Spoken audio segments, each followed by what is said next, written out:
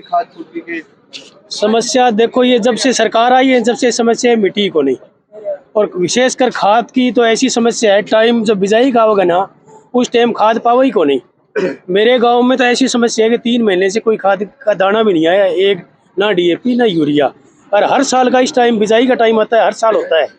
अब ये बात है इस चौधरीवास गांव की, जहां हमारे साथी खाद के लिए गए तो उनके ऊपर ज़बरदस्ती कोई चीज़ थोपी जाती है, भाई आपको ये सागरिका लेनी पड़ेगी, आपको ये नैनो दवाई लेनी पड़ेगी, ये नैनो यूरिया साथ में लेनी पड़ेगी। इस तरह की बातें करके मतलब जमींदार को, किसान को लूटने का काम कर रहे हैं।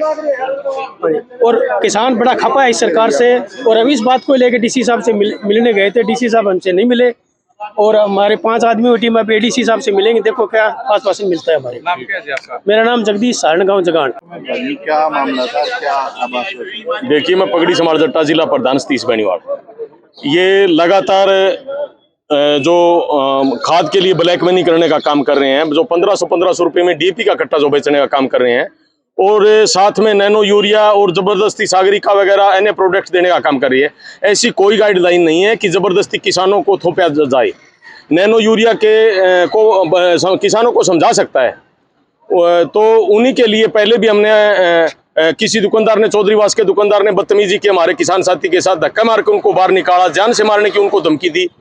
उन्होंने प्रोडक्ट साथ में जो दे रहा था उनको लेने के लिए मना कर दिया, तो उसको बोला मैं आपको खाद दूंगा ही नहीं। इसीलिए हमने डीसी साहब को एप्लीकेशन लगाई, और वो कल झूठा आरोप लगा करके गए हैं। उसी को लेकर के आज सैकड़ों की संख्या में किसान साथी आए हैं कि खाद को लेकर क्या स्थिति है फिलहाल गांव में? मिल रहा है, नहीं मिल रहा? क्या नहीं मिल रहा। 1500 रुपए का बैग मिल रहे हैं, लोग ब्लैक में बेच रहे हैं, गोदाम इनके अलग जगह है। इसीलिए प्रशासन को हमने अवगत कराया कि इनके दुकान के सामने स्टॉक का पता चले, किस दुकानदार के पास कितनी डीएपी है, और वो किसान साथियों को बताया जाए, और जो ठीक रेट में, मान ले जो रेट में मिलनी चाहिए किसान साथियों को, उस रेट में मिले। और जबरदस्ती में जो अन्य प्रोडक्ट देने का काम कर रही है, उसी के लेकर के हम डीसी साहब से और इनसे मिलने के लिए आए हैं। और जो 72 गांव का बीमा और जो सीएससी सेंटर से जो पैसा रुका हुआ है, वो भी एक लंबी लड़ाई है। अगर जो ये सरकार इसी प्रकार किसानों की अनदेखी करने का काम करती रही तो हमें इन लघु सचिवालय के दोनों गेटों पर ताला भी लगाना पड़ेगा। डीडीए के पास आप मिले थे तो कोई आश्वासन मिला? डीडीए अभी फील्ड में गए हैं, हम एसडीओ साहब से मिले हैं। एसडीओ साहब ने कहा कि हम कार्रवाई उन्होंने की भी है, ऐसी बात नहीं भी कार्रवाई नहीं की, फिर भी वो कालाबाजारी करके बेचने का काम तो कर रहे हैं। देखिए, सरकार की नालायकी के कारण पहले ही किसान दर दर की ठोकरें खा रहा है, यूरिया के लिए व डीएपी के लिए। दूसरी तरफ प्रशासन की मिली भगत से जो डीलर हैं वो डीएपी के कट्टों के साथ और यूरिया के कट्टों के साथ टैगिंग कर रही हैं कि आपको नैनो लेनी पड़ेगी साथ में, आपको सल्फर लेनी पड़ेगी साथ में, आपको सागरिका लेनी पड़ेगी साथ में।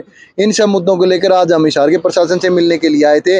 दूसरा, अभी 4 दिन पहले चौधरीवास का एक डीलर है, चौधरीवास जो दुकान है प्राइवेट है, वो इस मामले में ब्लैक कर रहा था। हमारे जब किसान साथी वहाँ पर गए, उन्होंने उसको कहा कि भाई आप यूरिया, झूठे इल्जाम हमारे ऊपर लगाए जा रहे हैं, और किसानों के लिए लड़ने वाले लोगों के लिए इस बात की कोई अहमियत नहीं रखती। इसलिए आज एक छोटी सी कॉल पर हम प्रशासन से मिलने के लिए, डीडी साहब से मिलने के लिए, डीसी साहब से मिलने के लिए आए थे। डीसी साहब नहीं मिले हैं। अभी हम बैठेंगे और हम अगली कार्रवाई की भी, अगली रणनीति की भी घोषणा करेंगे।